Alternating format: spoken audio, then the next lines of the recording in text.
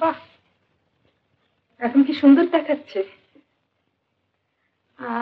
আপনার ওই লেকচারের নোটগুলো আমাকে দেবেন বলেছিলেন। ও হ্যাঁ, এই যে।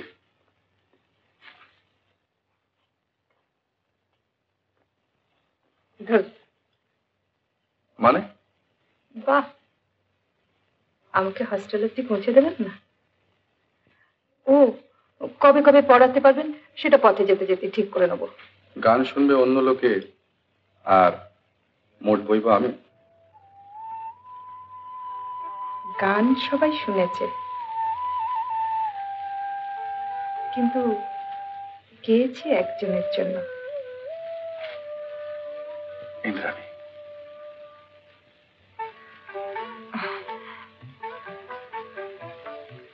ও চলুন। এগুলো সব ফ্রেশ নোট, বুঝলেন? আপনি পড়ে দেখুন, আমি সময় মতো আর একদিন এসে আপনাকে বুঝিয়ে দিয়ে যাব। কেমন? আচ্ছা চলি। হ্যাঁ,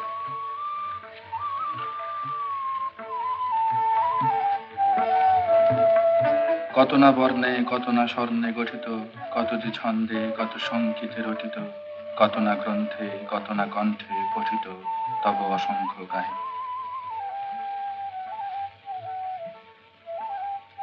এই শুনছো না? আবার হাসি হচ্ছে। তুমি আমাকে এই শুনছো না? তুমি তো সত্যি শুনছো না। আবার তুমি আমাকে তুমি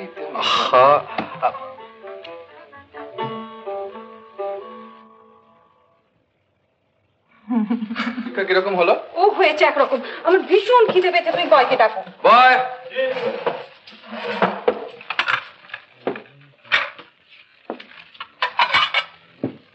কি খাবে? Chicken cutlet? হ্যাঁ। Fried chicken? বয়, দুটো ফ্রাইড চিকেন, দুটো চিকেন কাটলেট, আর তন্দুরি চিকেন। তন্দুরি চিকেন, হ্যাঁ, জলদি। তারপর বিএ পাশ করে কি করবে? বলো তো কি করব? আশা করি এমএ পড়বে। কখনো না। তবে? বিয়ে করব। কি করবে? বিয়ে করব। কাকে? বলো না কাকে। কি জানি। তোমাকে তোমাকে তোমাকে। পাগল হয়েছে না? আমাকে তুমি বিয়ে করবে? না, বিয়ে করবে না। এই রোদ্রে বাসে করে ট্যাং ট্যাং করে এসে এই অখাদ্য খাবারগুলো খেতে হবে। মামা বাড়ির আবদার পেয়েছো তুমি? না না, হঠাৎ আমাকে নির্বাচন করতে গেলে কেন? একেই বলে ইনফিরিয়রিটি কমপ্লেক্স। না আমি একটা কি যে তুমি? হ্যাঁ, তুমি একটা যাচ্ছে তাই।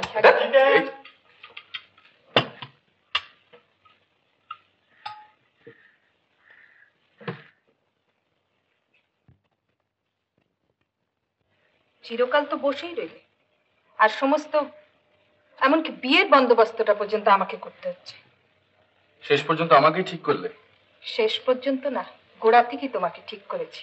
একটা কথা বুঝে থাকো, আমি এমএ পাস করে 2 বছর ভ্যারেন্ডা ভাজছি, বুঝলে? সেই জন্য বলছিলাম যে আমাকে বিয়ে না। টাকার আন্ডিল একটা সেটকে বিয়ে করা উচিত ছিল।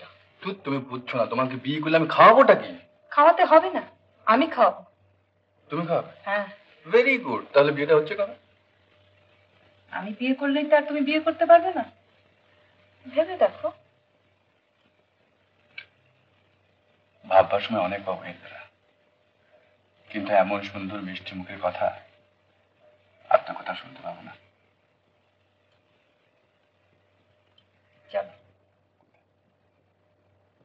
আইনের বাধা না থাকলে বলতাম বাড়ি নিয়ে চল, কিন্তু আপাতত আমি দেশ ঘুরে আসতে চাই। তাহলে এই কথাটা দাদার মাকে জানিয়ে দিই। কি আপনি? হ্যাঁ আমি। আচ্ছা, কিরকম লোক আপনি? বাড়িতে মানুষ এলে জানতেও পারেন না? না না, আপনি যে আসতে পারেন এ আমি ভাবতেও পারি না। ও, তাই বলে বুঝি বসতেও বলবেন না? আশা করে আছি বলার অপেক্ষা না রেখে আপনি বসবেন। অগত্যা, নইলে আবার সেদিনকার মতো জোর করে বসিয়ে দেবেন তো? সেদিনে ডাইনে বাঁয়ে বিপদ ছিল, আর আজকের বিপদ বুঝি খুব কম?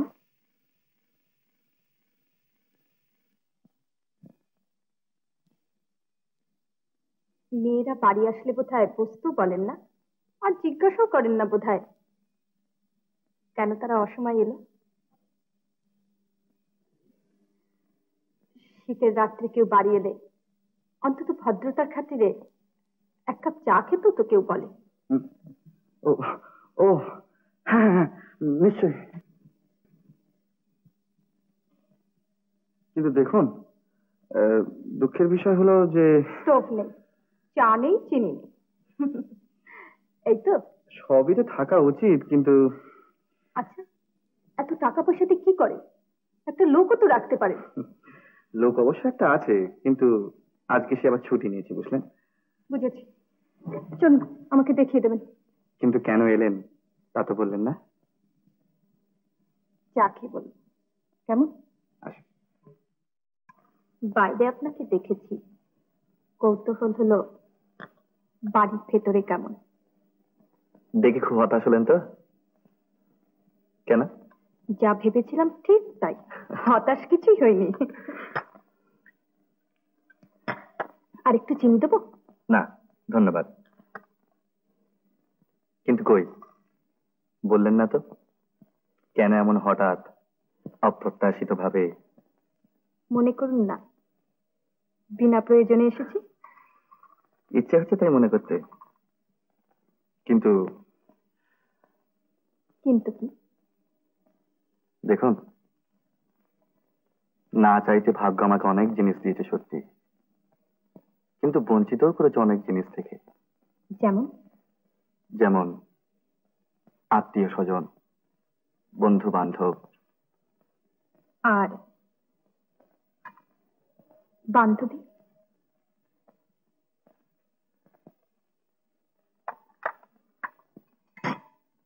না না, এ কি, আপনি কেন?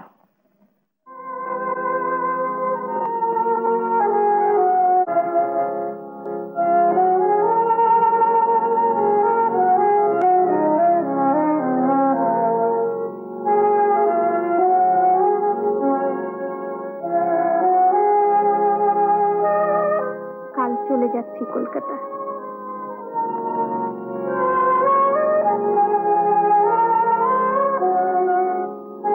তাই আপনাকে নিমন্ত্রণ করতে এসেছিলাম আমাদের কলকাতার বাড়িতে, 17 নম্বর ল্যান্ডস্টন রোড।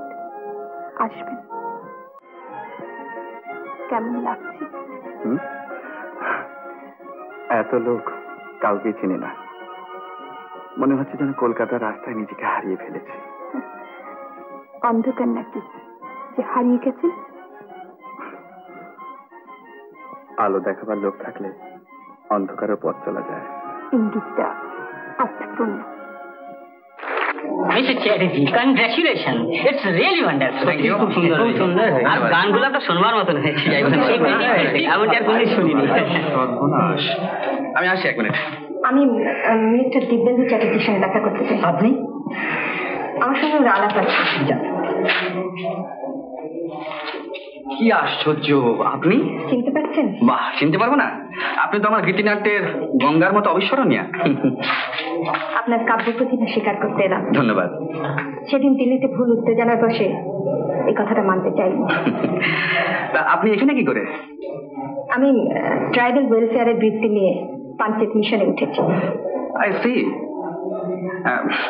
তা আচ্ছা, আপনি সত্যি বলুন তো, আজকের এই গীতিনাট্যটি আপনার কিরকম লাগলো? সত্যি বলবো? হ্যাঁ, সত্যি বলুন।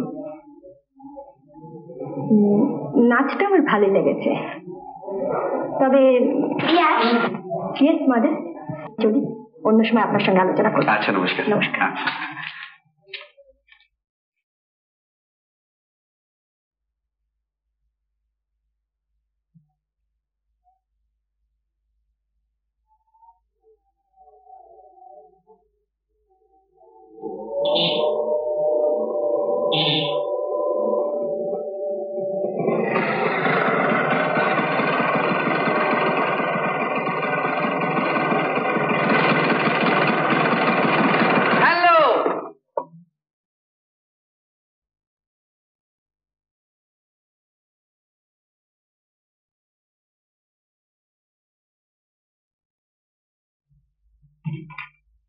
দূর থেকে দেখেই বুঝতে পেরেছি আপনি। কি ও ইচ্ছা, আপনার অনুমতি না নিয়েই বসে পড়লাম। যেতে হয়েছে? কেন, এখানে বেশ সুন্দর, চমৎকার। আপনি আসবেন আমি জানতাম। আপনি জানতেন আমি আসবো? জানতাম। গণনা শাস্ত্রে দখল টখল আছে বলে মনে হচ্ছে। আচ্ছা, না হয় আপনি জানতেন আমি আসবো, কিন্তু আমি আসাতে আপনি খুশি হয়েছেন কি অখুশি হয়েছেন তা তো বোঝা গেল না। কোনটা হলে খুশি হন বলুন তো? না মানে দিল্লিতে আপনার মেজাজটা তো খুব মোলায়েম দেখিনি। সত্যি কথা বলতে কি, আজ আপনার এখানে আসবার আগে বুকের মধ্যেটা বেশ দূর করছিল। সেদিনের ব্যাপারের জন্য সত্যি আমি লজ্জিত। যাক, আপনার তাহলে লজ্জা টজ্জা আছে। আমি কিন্তু একবারে নির্লজ্জ, ফর্মালিটির ধারটার একদম ধারি না। তা কই আপনি চাটা বলবেন বলে তো মনে হচ্ছে না। ও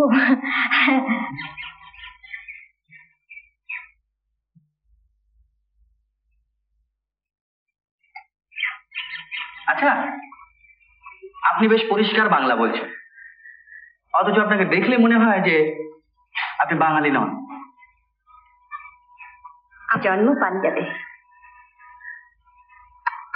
আমার বাবা বাঙালি, মা পাঞ্জাবি। আচ্ছা, আমার বাবার নাম শ্রী নগেন্দ্রনাথ ভট্টাচার্য। বাঙালি ব্রাহ্মণ?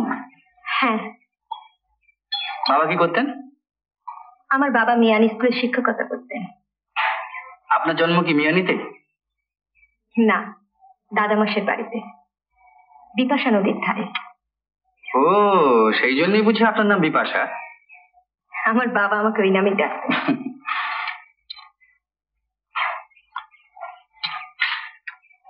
কটা বাজে বলতে পারেন? কটার হবে? 7টা, 7:30।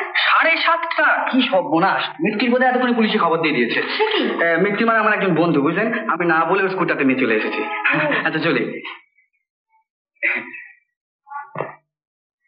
আমাদের ডান্সটি আপনার খুব ভালো লেগেছে না? হ্যাঁ, নাচটা বেশ ভালোই লেগেছে। এরা সদল বলে তরঙ্গ নিয়ে গঙ্গার উপর আছড়ে পড়ছে, আর গঙ্গা আপনার গতিতে নেচে চলেছে। রাইট, বেশ সুন্দর হয়েছে। Thank you so much. শুনুন, কিছু যদি মনে না করেন তাহলে একটা কথা বলি। হ্যাঁ হ্যাঁ, নিশ্চয়ই বলবেন। ঠিক এই জায়গায় আমার একটা সাজেশন আছে। বলুন।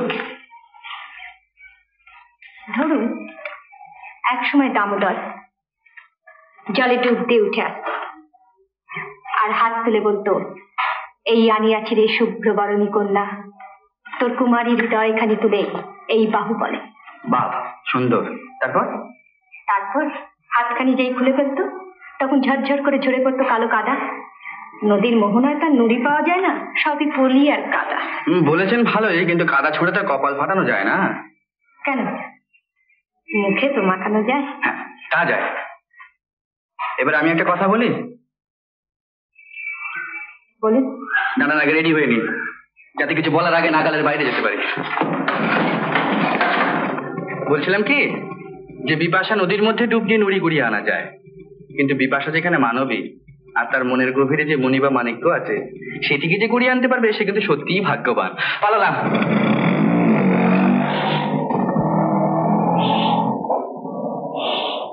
উত্তম কুমারের সেরা সিনেমা দেখতে হলে ডাউনলোড করুন ক্লিক অ্যাপ।